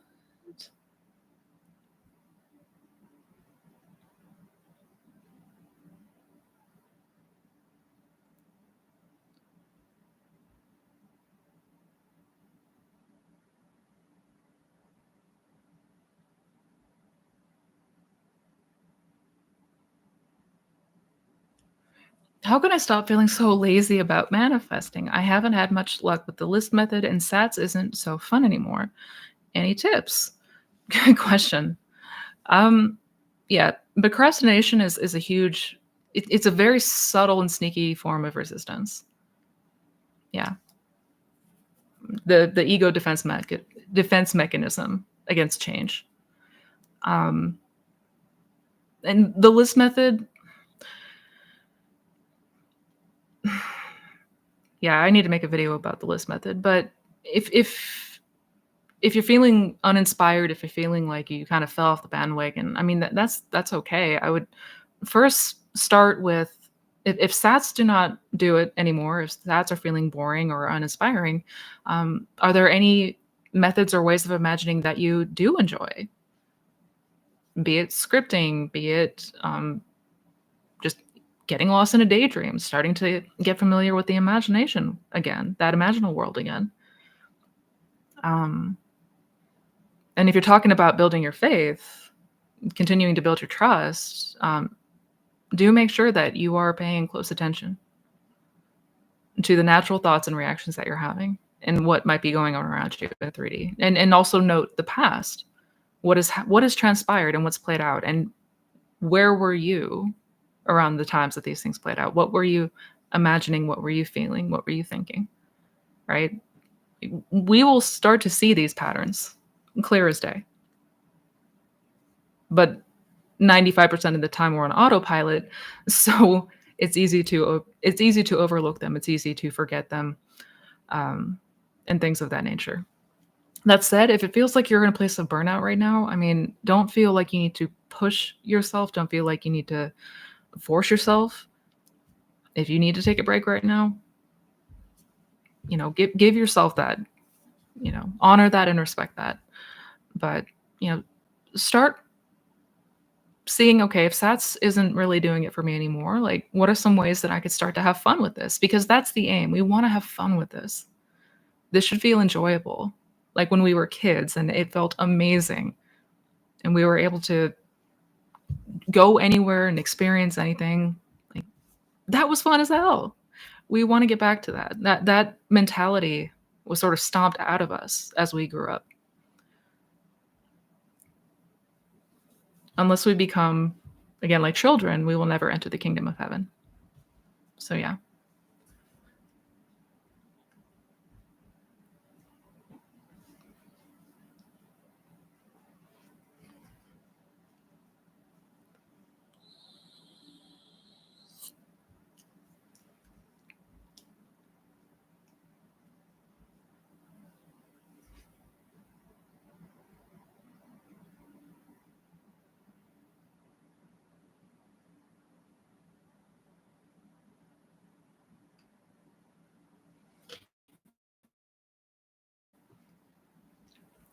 How to not care about time, but in the same time, don't delay your manifestation. By example, when you don't care if it will take 3 years or more, are you delaying it?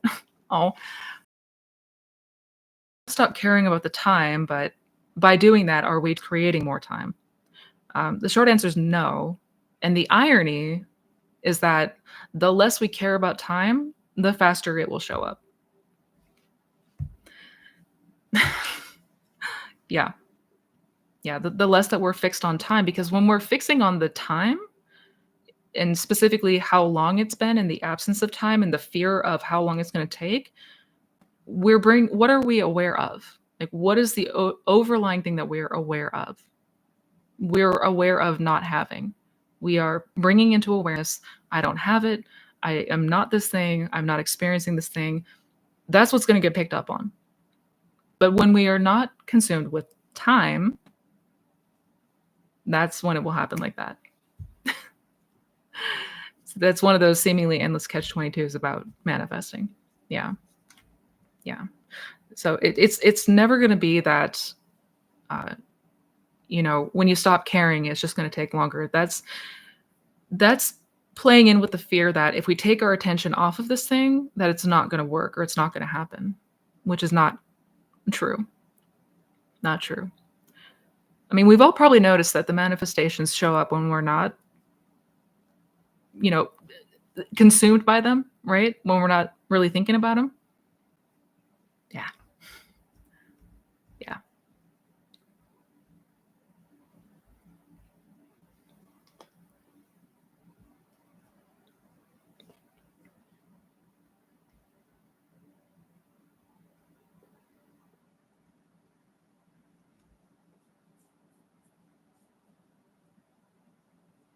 Hi, Missy. Can we have more stories of revision, the bridge of incidents, and general success stories shared sometime? I think this really helps as more concrete examples. Thank you. Absolutely. Absolutely. And I totally manifested this because I had an idea the other day, to start hosting lives that are, aside from the Q&As, which I love doing, I'm not gonna stop doing, but also hosting lives where, I share just that, I share success stories. Um, because I do have a couple more videos that I am coming out with, but there's a lot more editing that goes into the success stories videos, and anyways, I thought about just reading them on a live stream. Like, just like how I have a live Q&A, I could have a live success story hour or something. Let me know what you guys think of that. But yeah, success stories can be incredibly helpful, for sure. For sure.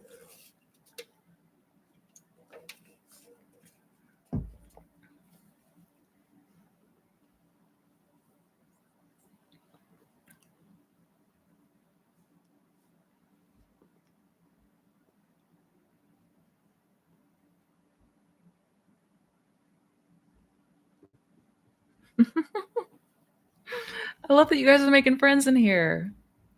Hell yes.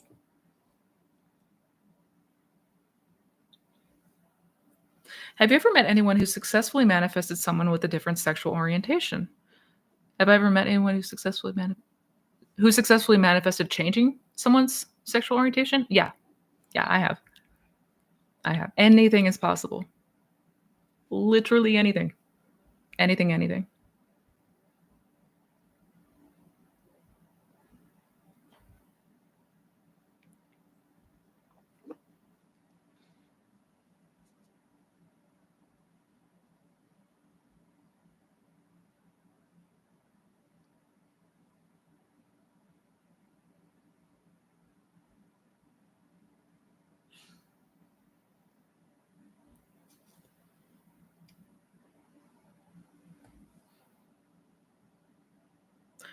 What's the devil about the competition when it comes to your state?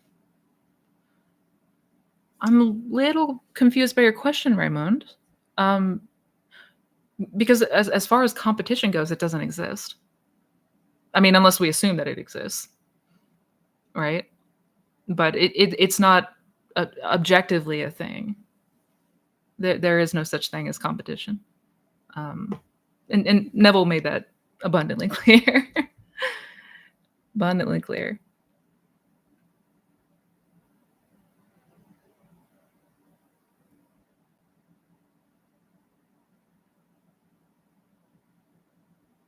Yeah, our brains are definitely wired for logic. Yeah. Hence, one of the things that can feel so difficult on this journey is the law of assumption is, by definition, illogical. It is, by definition, irrational, right? No, we got to do away with logic and reason.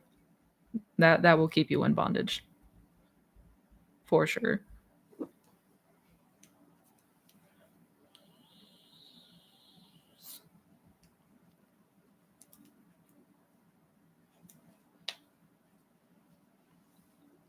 How do you balance imagination slash 4D with the 3D? I love having fun in 4D, but find myself less grateful for my 3D afterward and dissociated slash disconnected. I still want to have gratitude for my 3D life. Good question. Good question. Well, and that's, I mean, don't see them as separate. They're not separate, right? Um, I mean, absolutely, we want to enjoy the 3D world. We want to enjoy this experience that we're having physically, right? But if we're aware, if we are keenly aware, we're always up in our imagination, like many, many, many, many instances throughout the day.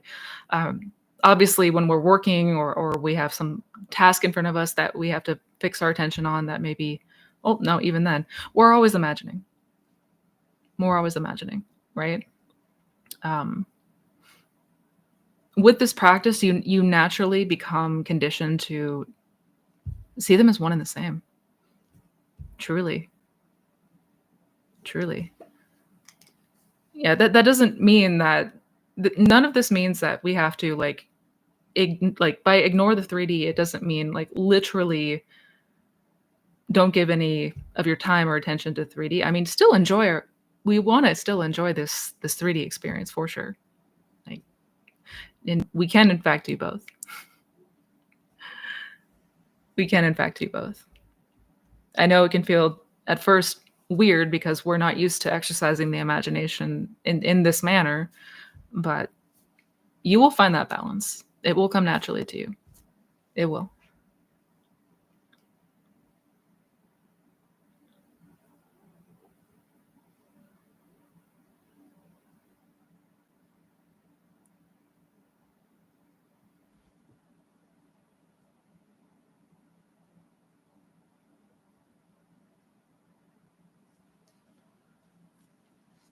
Hi, Missy, and no contact with SP for almost a year.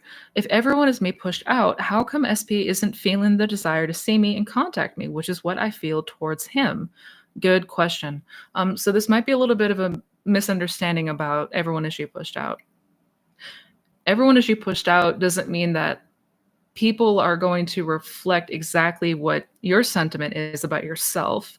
In this case, it's what are you assuming about him, right? What are the assumptions that you have about your SP? Is it that he's uncaring, he doesn't want to see me, he clearly doesn't want to talk to me? Um, if those are the assumptions that you hold about him, that's what is going to show up. Like we're selecting the state where that version of them is present, right? So I would change that, right?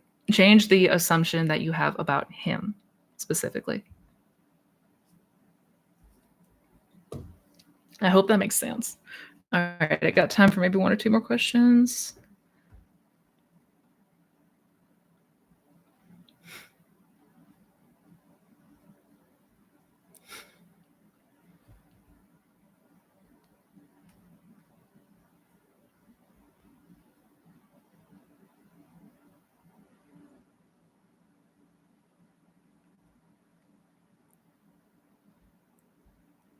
One second, guys.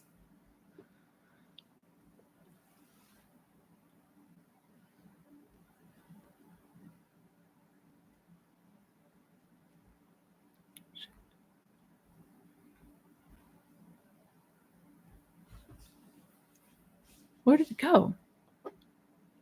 Hey, Missy, your stories and advice have been very helpful on my journey. I've been doing great the last couple of months.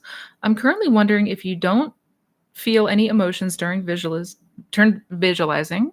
Is this okay? I haven't been able to feel any emotions during most of my visualizations. I'm not too worried about this, but none of the techniques evoke joy like they used to. That's normal. That's completely normal. Yeah. Um, what commonly happens, what we're going to commonly notice, what as we continue to practice sats, at first it may invoke a very strong emotion from you.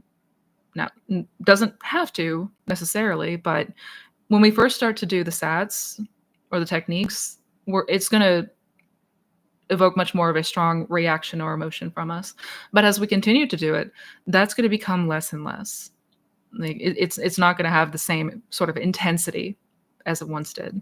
That's completely normal. In fact, that's what we, that's sort of think about how it plays out in 3D, right? You meet somebody, for example, and sparks fly and it's absolutely amazing and you've got all these emotions and you feel incredible. But as time goes on, like those strong intense emotions subside, right? They fade considerably and until it just feels like it feels good, it feels nice, but it's certainly not to the degree of intensity of when we first started to see this person in this example. Same thing goes with your imagination. Like the first times that you start to imagine, you may feel intense emotions, and those will begin to subside more and more as you continue to imagine. Totally normal. Totally normal. Yeah. I would not worry about it.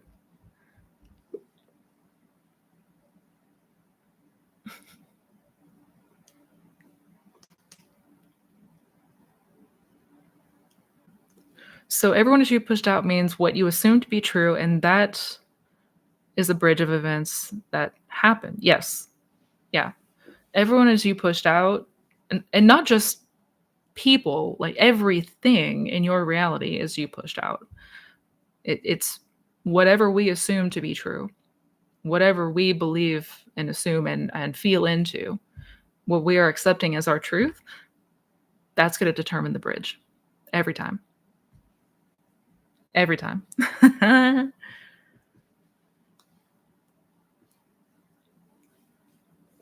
everyone as you pushed out, why would and thank you for the super chat, TWS. And everyone as you pushed out, why would someone you met for the first time show up a certain way if you never have any assumptions formed yet as you just met them?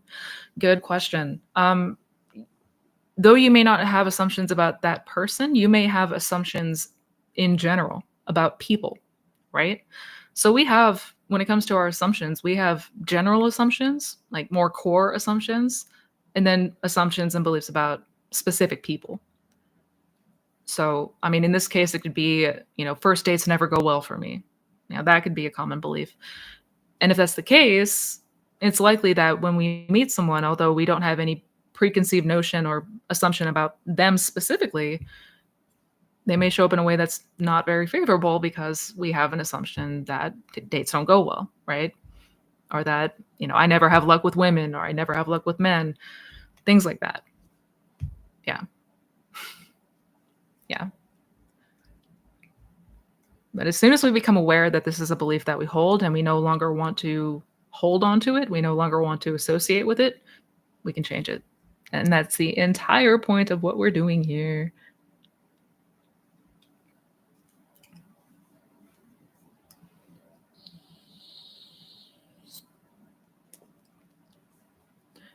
Saw a chat with Lindell Warden, the student of Neville, who often says, "What has your attention has your life." So, how can I forget or not put attention to my desire? Good question. And I love Lindell, by the way. I've talked to him a few times on the phone. He's an incredible man. Absolutely incredible and steadfast. His words of wisdom are profound. And he's absolutely right. What has your attention has your life. Basically stating what we are putting the focus on, what we are bringing into our awareness is what we're breathing life into, be it good or bad.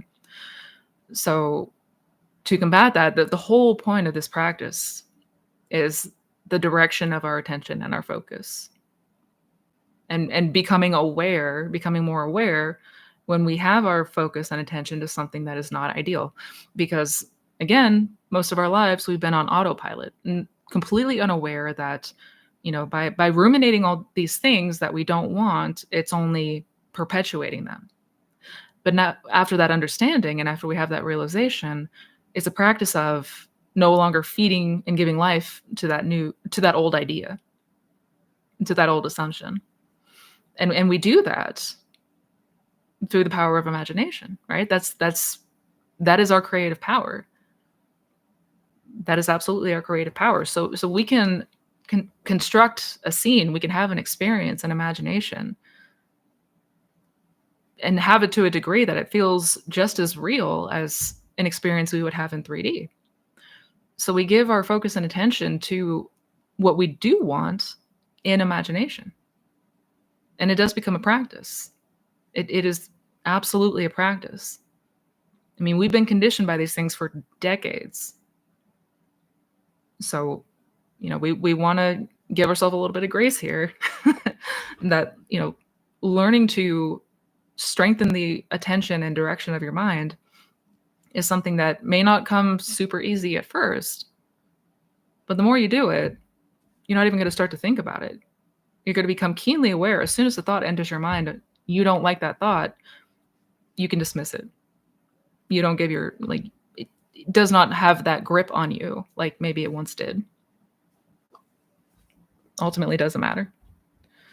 But yeah, the truly what has your attention has your life. That is perfectly said. Perfectly said. Oh, goodness. On that note, you guys, unfortunately, I do have to call it a day. But that said, thank you all so much for joining me. Thank you for being here today. Love you all so much. Just as a heads up, next week, still going live. It's going to be Christmas Eve. I hope you all can still join me. But I will be here next week. I apologize if I did not get to your question. So many people here today. Much love, but hopefully you'll join me next week and continue to have these conversations and have this clarity and understanding. In the meantime, you guys take care. Take care. Keep an eye out for my video coming out soon, and lots of love. Bye, guys.